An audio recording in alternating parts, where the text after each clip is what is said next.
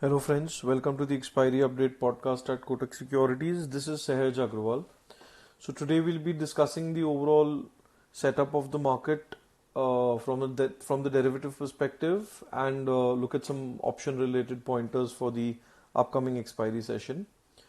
Uh, so we entered the January series with a negative bias with resistance placed around the 18,180 mark. After that, there was a change in the option setup formation, which is suggesting now that the overall bias is positive and the support has now been established at 17,850 odd levels.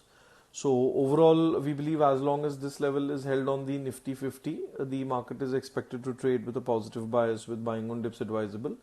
Similarly, Bank Nifty support is seen at 41,700, above which we maintain a positive bias for the banking space as well.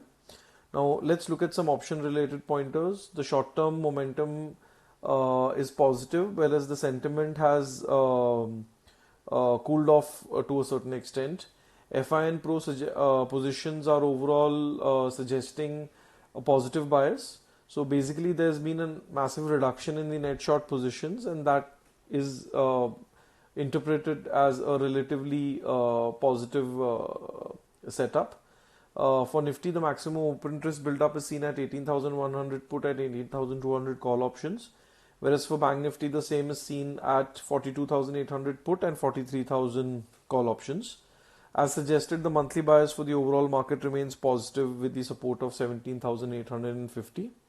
So overall, we believe this expiry session, the downside should be rather limited and the market could possibly trade with a positive bias. And support is expected around the 18,050 mark, above which we would trade with a positive bias and expect the expiry to trade accordingly. Thank you and have a nice trading session.